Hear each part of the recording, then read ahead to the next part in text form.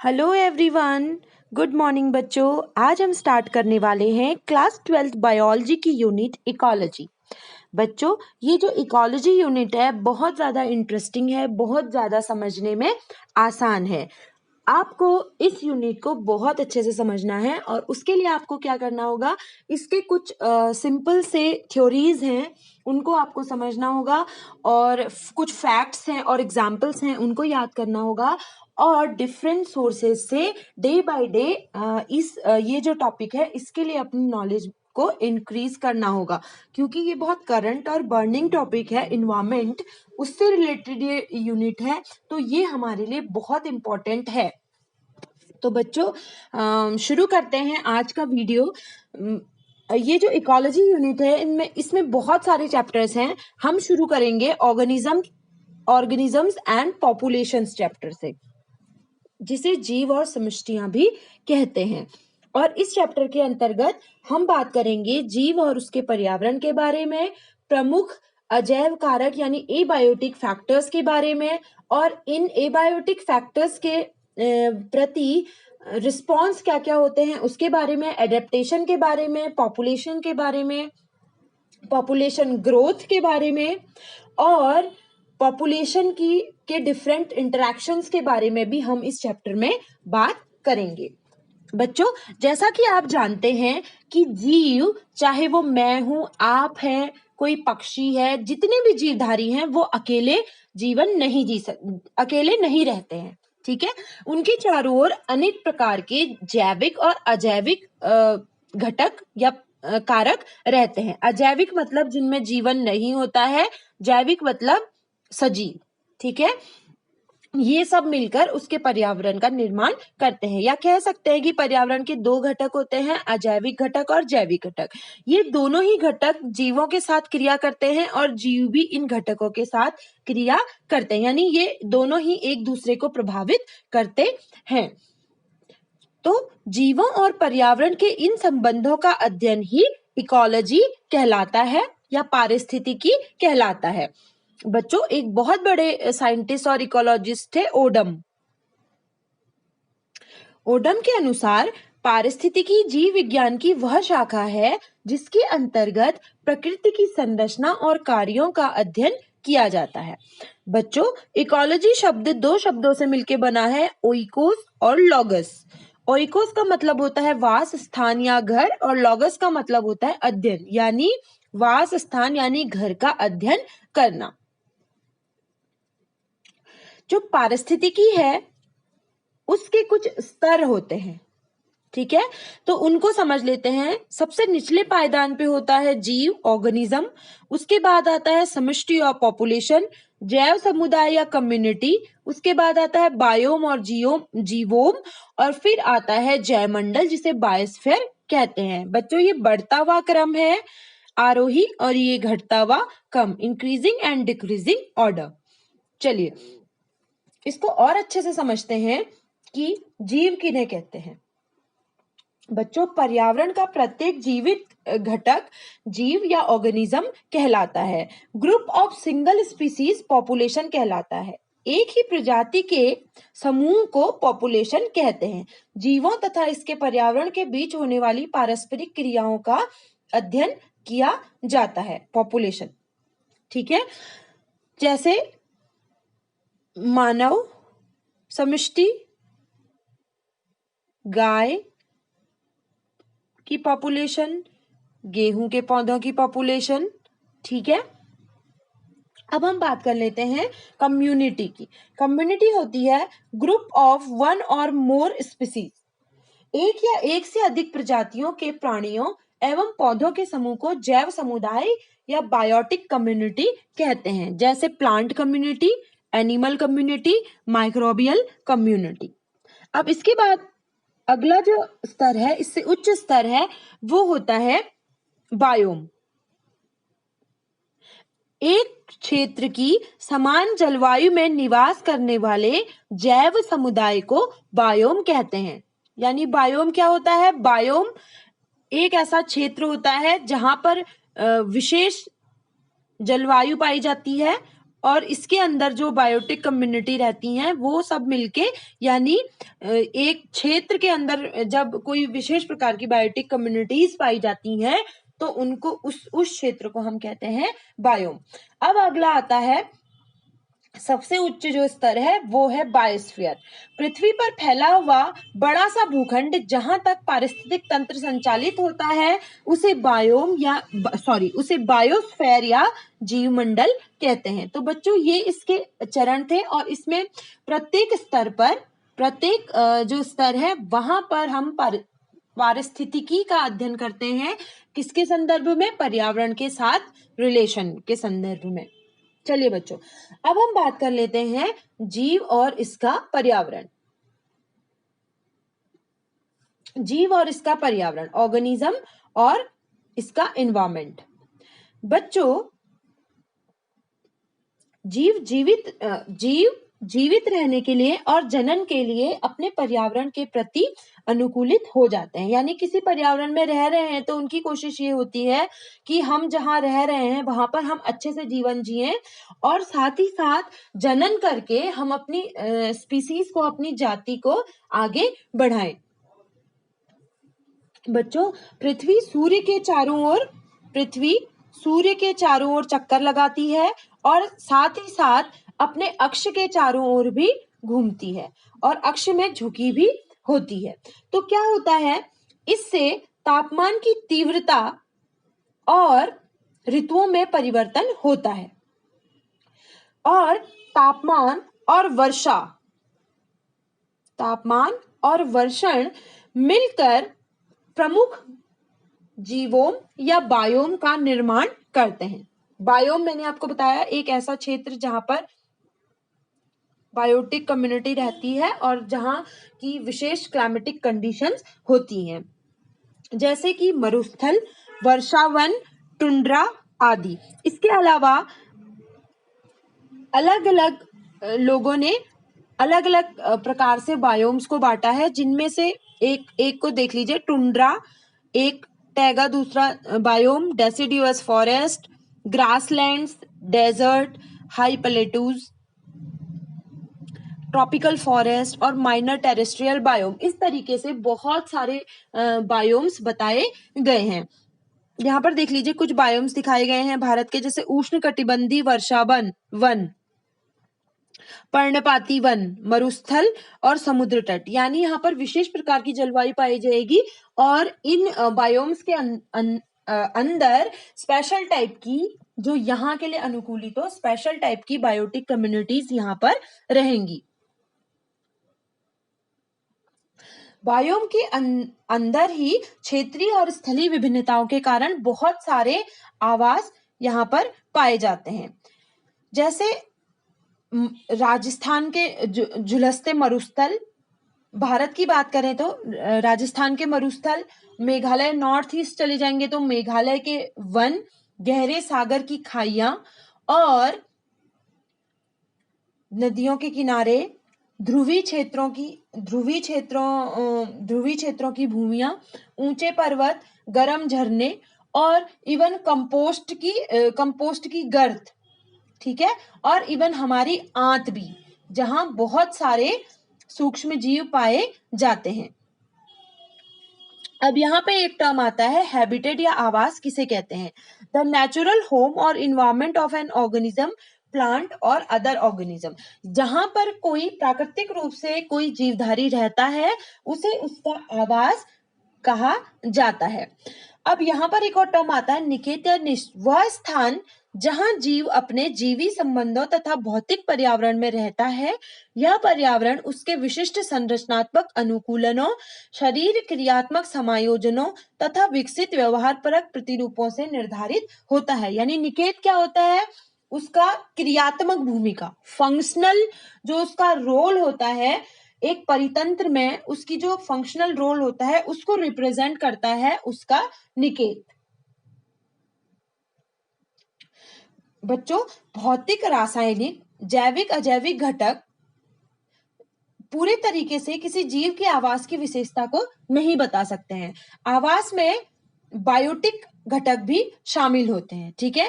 केवल एबायोटिक घटक से ही किसी आवाज की विशेषता को हम नहीं बता सकते, जैसे टेम्परेचर, मिट्टी, प्रकाश, इन सब से ही हम अकेले किसी आवाज की विशेषता को नहीं बता सकते। उसमें हमें बायोटिक घटक भी शामिल होते हैं, जैसे पैथोजन, परजीवी, परभक्षी, जिनके साथ जीव लगातार क्रिया करता है।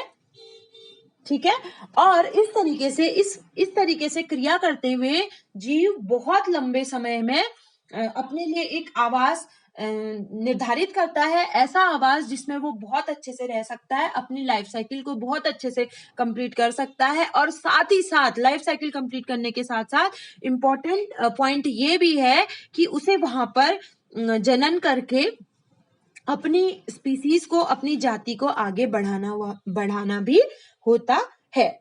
चलिए बच्चों, अब हम बात कर लेते हैं प्रमुख अजैविक कारकों की। मेन एबायोटिक फैक्टर्स, यानी मेन एबायोटिक फैक्टर्स कौन कौन से हैं जो कि प्रभाव डालते हैं जीवधारी पर। उससे पहले बच्चों, आपकी एनसीईआरटी में एक ये चित्र दिया हुआ है, इसको समझ लेते हैं। इसमें एक और दिया है औसत वार्षिक तापमान, और एक और दिया है औसत वार्षिक वर्षा सेंटीमीटर में। तो यहाँ पर आप देख लीजिए कि इसमें टेम्परेचर और वर्षण के आधार पर विभिन्न प्रकार के बायोम्स यहाँ पर दिखाए गए हैं। उष्णकटिबंधीय वन, शीतोष्ण वन, शंकुधारी वन, उत्तरी ध्रुवी और अल्पाइन टुंड्रा, घास स्थल और मरुस्थल। इस चित्र से आप बहुत अच्छे से समझ सकते हैं कि टेम्परेचर और वर्षा के आधार पर विभिन्न प्रकार के बायोम्स का जो डिस्ट्रीब्यूशन है वो किस प्रकार है। जैसे कि मरुस्थलीय क्षेत्र देख लीजिए, यहाँ पर वर्षा भी बहुत कम है, टेम्परेचर बहुत ज्यादा है और वर्षा की मात्रा जो है वो बहुत कम है। वहीं उष्णकटिबंधीय वर्षा वनों में जो औसत वार्षिक वर्षा है वो बहुत ज्यादा है। इसी तरह से शंकुधारी वनों के लिए आप टेम्परेचर और वर्षा का स्तर भी देख सकते हैं। तो इस तरीके से आप इस चित्र के माध्यम से बहुत अच्छे से समझ सकते हैं कि टेम्परेचर और वर्षा के आधार पर विभिन्न बायोम्स को कैसे बांटा गया है। चलिए बच्चों, अब हम बात कर लेते हैं प्रमुख अजैविक कारकों की, मेन एबायोटिक फैक्टर्स की, जिसमें हम बात करेंगे तापमान की, जल की, प्रकाश की और मृदा की। बच्चों, इकोलॉजी में सबसे ज्यादा इंपॉर्टेंट जो एबायोटिक इन्वायरमेंटल फैक्टर है वो है टेम्परेचर। पृथ्वी का बच्चों औसत तापमान मौसम के अनुसार यानी ऋतु के अनुसार बदलता रहता है। जब हम भूमध्य रेखा से ध्रुवों की ओर जाते हैं तो तापमान घटता है, और वहीं अगर हम मैदानों से पर्वत शिखरों की ओर जाते हैं तो भी तापमान घटता है। ध्रुवीय क्षेत्रों और हाई एल्टीट्यूड वाले एरियाज में तापमान 0 तक भी चला जाता है, और वहीं गर्मियों में उष्णकटिबंधीय मरुस्थलों में 50 डिग्री सेल्सियस तक भी तापमान पहुंच जाता है। बच्चों, कुछ आवास ऐसे भी हैं जैसे गर्म झरने और गहरे सागर के उष्ण जलीय निकास, जहां पर औसत तापमान 100 डिग्री सेल्सियस से भी अधिक होता है। ठीक है, बहुत ऐसे एग्जाम्पल हैं, जैसे आम के पेड़ कनाडा और जर्मनी जैसे शीतोष्ण देशों में नहीं होते हैं और नहीं हो सकते हैं।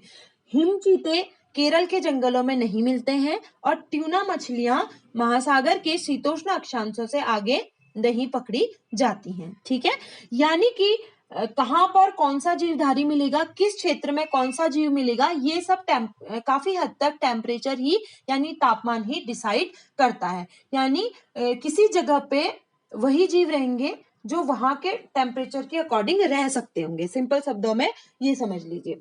ऐसा क्यों होता है, जीवधारियों के लिए तापमान क्यों जरूरी होता है? क्योंकि यह तापमान जो हमारे एंजाइम्स हैं उनकी क्रियाविधि, जिसको हम काइनेटिक्स भी कहते हैं, उसको प्रभावित करता है। किसकी? एंजाइम्स की। हमारे जो एंजाइम्स हैं उनके लिए एक ऑप्टिमम टेम्परेचर होता है जिसपे ही वो अच्छे तरीके से कार्य कर सकते हैं। इसके अलावा हमारा मेटाबॉलिज्म और हमारी बहुत सारी फिजियोलॉजिकल एक्टिविटीज को भी ये प्रभावित करता है, क्या? टेम्परेचर।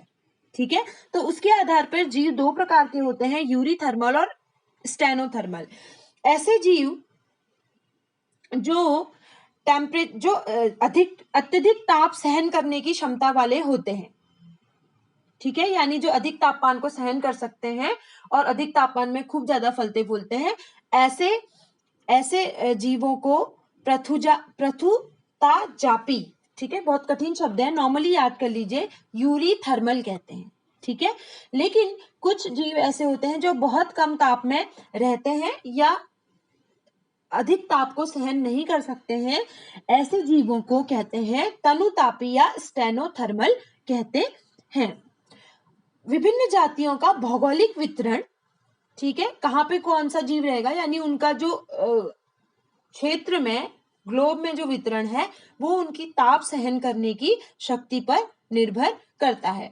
अब जैसे बच्चों यहाँ पर बर्निंग क्वेश्चन ये आता है कि हम लोग जानते हैं कि ग्लोबल वार्मिंग बढ़ रही है, ठीक है, पृथ्वी का जो औसत ताप है वो धीरे धीरे बढ़ रहा है, तो उन जीवों के लिए इसमें बहुत खतरा है जो कि तनुतापी या स्टेनोथर्मल है, जो कि टेम्परेचर में बहुत अधिक बदलाव को सहन नहीं कर सकते हैं।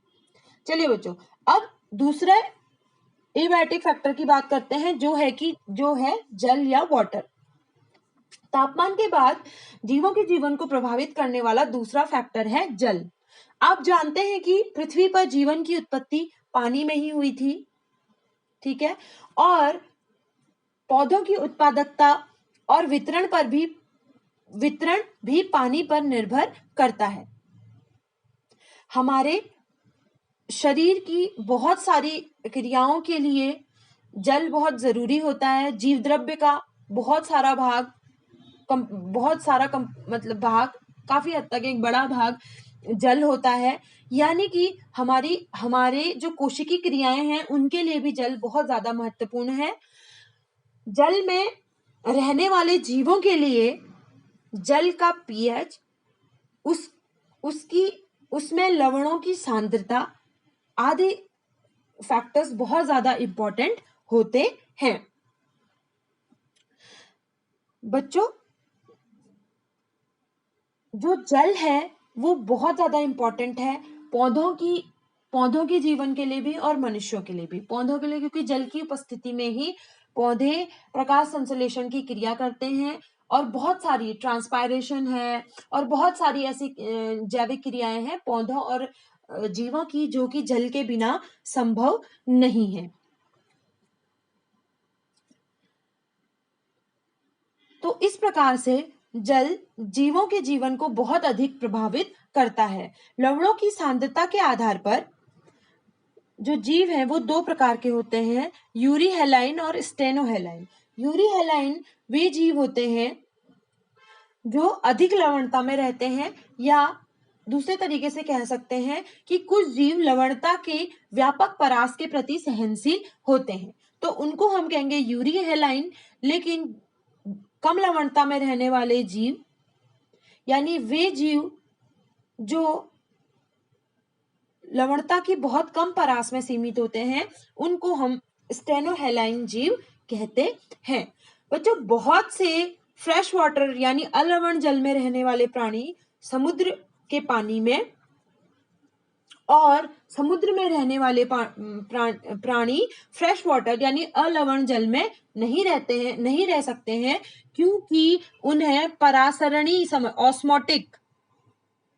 परासरणी समस्याओं का सामना करना पड़ता है, क्योंकि वो उसी इन्वायरमेंट पे रहने के लिए अनुकूलित हो चुके हैं, उनको उसी इन्वायरमेंट में रहने की आदत है। अगर हम उसको चेंज कर देंगे तो वो अच्छे से सरवाइव नहीं कर पाएंगे। बच्चों, अगला ये बायोटिक फैक्टर है प्रकाश या लाइट। बच्चों, आप सभी को पता है कि पौधे प्रकाश संश्लेषण द्वारा अपना भोजन उत्पन्न करते हैं, और प्रकाश संश्लेषण एक ऐसी क्रिया है जो कि प्रकाश या धूप के बिना संभव नहीं है। इसलिए सभी के लिए प्रकाश की इंपॉर्टेंस है, लेकिन ऑटोट्रॉफ्स के लिए, स्वपोषियों के लिए, पादपों के लिए प्रकाश का बहुत अधिक महत्व है, और उनकी बहुत सारी अदर जो प्रोसेसेस हैं वो भी प्रकाश के बिना संभव नहीं है। उनमें से एक है फोटोपीरियोडिज्म, जिसमें कुछ पौधे ऐसे होते हैं जो कुछ विशेष प्रकाश की समयावधि में ही पुष्पन करते हैं। और आपको पता है फ्लावरिंग पौधे की लाइफ में कितना इम्पोर्टेंट प्रोसेस है। ठीक है, तो यानी प्रकाश का जो सीधा असर है वो ऑटोट्रॉप्स यानी स्वपोषियों पे पड़ता है, और उसका इनडायरेक्ट जो इफेक्ट है वह जो है जो उन पे आश्रित हैं परपोषी जो है उनके उन पर पड़ता है। बच्चों, कुछ पौधे ऐसे होते हैं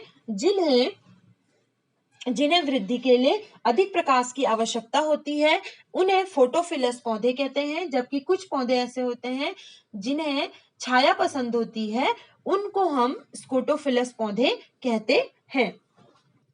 बच्चों, सभी जीवधारियों के लिए ऊर्जा का जो अंतिम स्रोत है उसे माना जाता है कि वह सूर्य है। इवन ऐसे जीवधारी जो महासागर की तली में रहते हैं, ठीक है, 500 मीटर से अधिक रहते हैं, 500 मीटर से अधिक जहां पर रहते हैं, जहां पे हमेशा अंधेरा रहता है, वहां पर सूर्य की कोई किरणें नहीं पहुंचती है, लेकिन फिर भी वहां पर दृश्य स्पेक्ट्रम के अलावा जैसे यूवी लाइट्स और कुछ इंफ्रारेड वगैरह कुछ ऐसी लाइट्स वहां पर पहुंचती है, और वहां पर जैसे लाल शैवाल, हरे भूरे शैवाल आदि के लिए भी ऊर्जा का स्रोत एक तरीके से सूर्य या प्रकाश ही है। तो सूर्य का प्रकाश या प्रकाश हम कहें तो सीधे शब्दों में प्रमुख एबायोटिक फैक्टर है जो जीवों पर अपना प्रभाव डालता है। बच्चों, अब हम बात कर लेते हैं मृदा यानी सॉइल। तापमान, जल और प्रकाश के साथ साथ मृदा या मिट्टी भी प्रमुख एबायोटिक फैक्टर है। बच्चों, अलग अलग स्थानों पर मिट्टी की प्रकृति और गुण अलग अलग होते हैं। यह किस पर निर्भर करता है? यह वेदरिंग प्रोसेस पर निर्भर करता है। वेदरिंग प्रोसेस मतलब मिट्टी के निर्माण के समय, जैसे चट्टानों के टूटने फूटने से मिट्टी बनती है, आपको पता है। तो ये जो चट्टानों की टूटने फूटने की क्रिया हुई है, यह किस प्रकार हुई है? क्या ये नदियों द्वारा बहने से हुई है, या अवसादी या सेडिमेंटेशन के थ्रू हुई है? इस पर इसका प्रभाव पड़ता है कि मिट्टी कैसी है और मिट्टी के गुण कैसे हैं। मिट्टी की बहुत सारी विशेषताएं होती हैं, जैसे मिट्टी का कंपोजिशन कैसा है, मिट्टी के कणों का साइज कैसा है, और इसके परकोलेशन और जल धारण क्षमता कैसी है। ये सब मिलकर मिट्टी के गुणों को डिसाइड करते हैं। मिट्टी का पीएच, मिट्टी के अंदर खनिजों का संगठन और टोपोग्राफी, ये सब किसी क्षेत्र की वेजिटेशन को डिसाइड करते हैं। ये सब मिलकर तय करते हैं कि उस क्षेत्र में किस प्रकार के प्राणी रह सकते हैं, किस प्रकार के पौधे हो सकते हैं। ठीक है, यानी जीवों और मिट्टी का जो रिलेशन है उसका अध्ययन हम करते हैं एडेफोलॉजी के अंतर्गत हम मृदा और जीवों के परस्पर संबंधों का अध्ययन करते हैं। तो बच्चों, इनके अलावा अन्य एबायोटिक फैक्टर्स भी हो सकते हैं जो कि जीवधारियों को प्रभावित करते हैं, लेकिन मुख्य रूप से हम तापमान, जल, प्रकाश और मिट्टी, इन एबायोटिक फैक्टर्स को ही सबसे ज्यादा कंसीडर यहाँ पर करते हैं। चलिए बच्चों, तो आज की वीडियो में हमने जिन बातों पर डिस्कशन किया, आप उन्हें अच्छे से समझने का प्रयास कीजिएगा, और अपने नेक्स्ट वीडियो में हम बात करेंगे कि इन एबायोटिक फैक्टर्स के प्रति जीवधारी कैसे अनुक्रिया करते हैं।